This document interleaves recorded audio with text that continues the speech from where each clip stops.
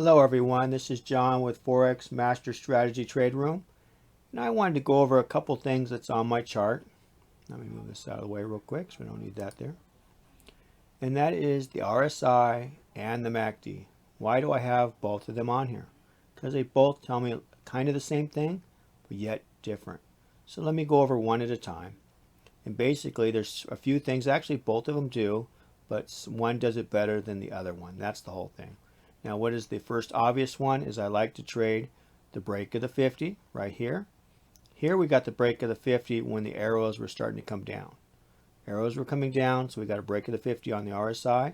But over here we got the break of the 50 a little bit later. So they are different. They're not the same. But we did have trigger lines come out. And usually the trigger lines will come out around the same time we get the break of the 50. So that's easy to see. That is a very classic sell move for me. When I see that, that's a sell move. So I want to look straight up. Let me put a cursor on this. And I want to see what's going on at this point. And we had an engulfing candle. And then we broke the 20. So that is another favorite trade. And that's something we'll get over into a scalping trade. But this here is a classic scalping favorite trade. And you got 1, 2, 3, 4 candles before it went sideways and turned green. Remember at this point, we were talking about in the trend lines. Let me just do that real quick. As we would have got down to this point, we would have put a trend line here and another one above it because we were following that down just to finish off what we're doing. That one's actually a little bit low. Bring it up about a little higher right about there. So we don't know if this is a continuation trade or if this is a reversal.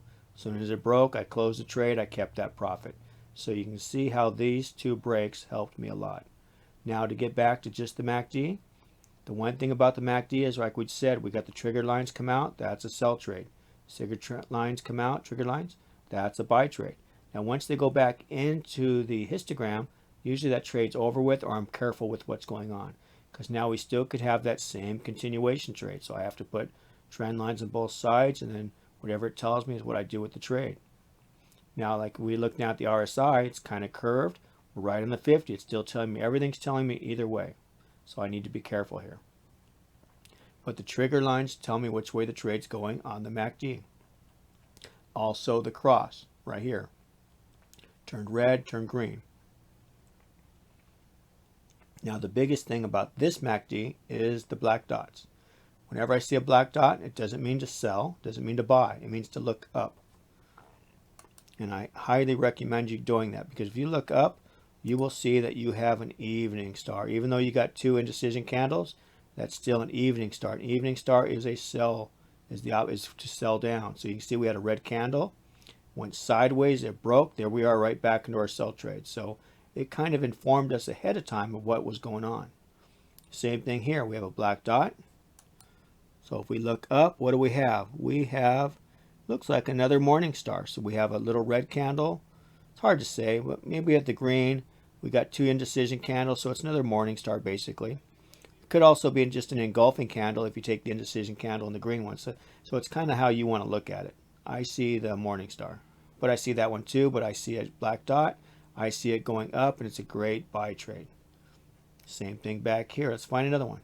Black dot, boom, we stop. What do we see? Morning star right there. Morning star went up. We only got 3 candles. Anytime something gets up to the 20, any moving average actually, it won't be just 20, but 20 is usually the first one.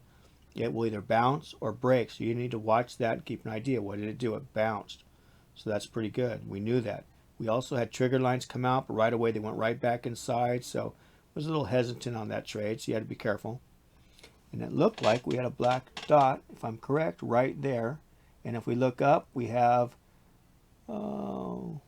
looks like an evening star, I guess, right here. These 3 candles, and then dropping straight down. So that's pretty awesome. We have another black dot here, and this one's very obviously. This one here is an engulfing candle, and once it broke right here, I would have been selling that. So that gave us all the indication there. So the MACD has a lot to do with that. So besides just the trigger lines coming out, you have a sell trade. You have a black dot, tells you to look up to see if the candlestick pattern coincides with any type of trade. So that's awesome. We also have the break of the 50, so we can look at the red and green. So there's a lot here to look at. Now also there's divergence. Like right here, it's indicating we have divergence. We have from here to here down, but RSI does that too.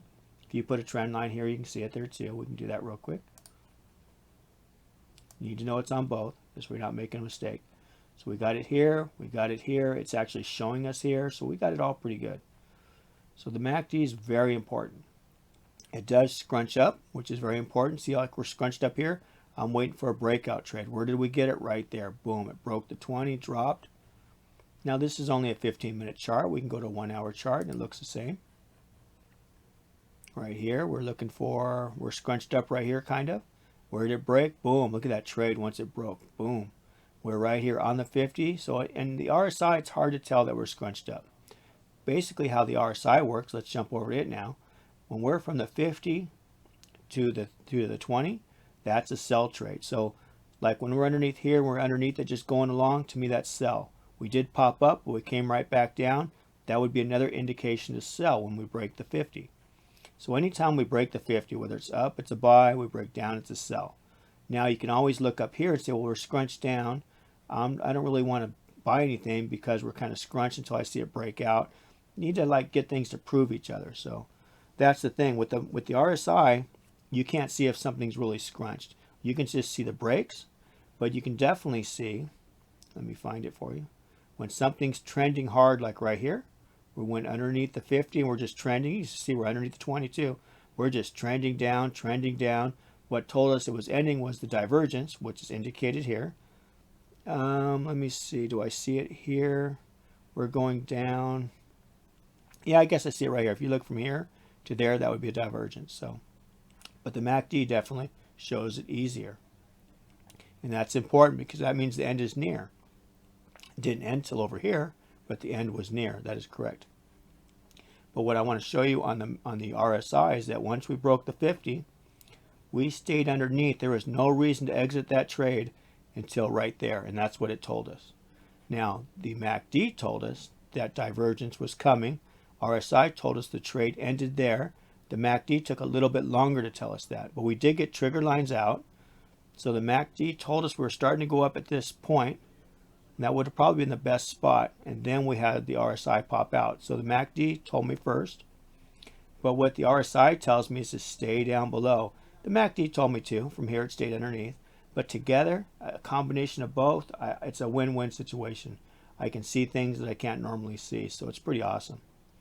Another thing I like is like right here we have an up trade. We have a buy trade, excuse me. And if I take like maybe I get too much stuff on the chart, I can always come down to the RSI and put my line here. We broke it at that point. That usually means we're going to sell, and it sold off from that point. And yes, it did, all the way down to here. So it's another way of doing it. You can still put it on your chart, but it's nice to see the RSI verify it. Plus, we had a black dot. Everything's telling us that things going on. So each of them does its own part, but each of them tells me something. Like over here, we broke above, and we stayed above this whole time, except for right there. This would have been an add-on trade because we popped down below the 20. The MACD never dropped below, so I would have stayed in that trade because the MACD told me not to get out. RSI said we might have an add-on trade. Boom, we pop back up. That would be an add-on trade right there. Boom, I could put on another position and let it ride. And boy, did it take off. And it didn't even tell me to even get out till way back over here. We had a black dot. We had trigger lines out. We have the RSI trying to break right there. Everything's telling me out. It's awesome. Doesn't get any easier than that, everybody. So that's why they're both on my chart. Any questions, please, email me or in the chat, ask me a question. I'm glad to answer any question you have. I'm here to help you. We're here to make money. We're a team. So we're in a community. Let's use the community. I learn from you. You learn from me. It's a great thing. Anyway, have a great day, and we'll talk to you guys all later. Let's make some money in the markets. Bye-bye.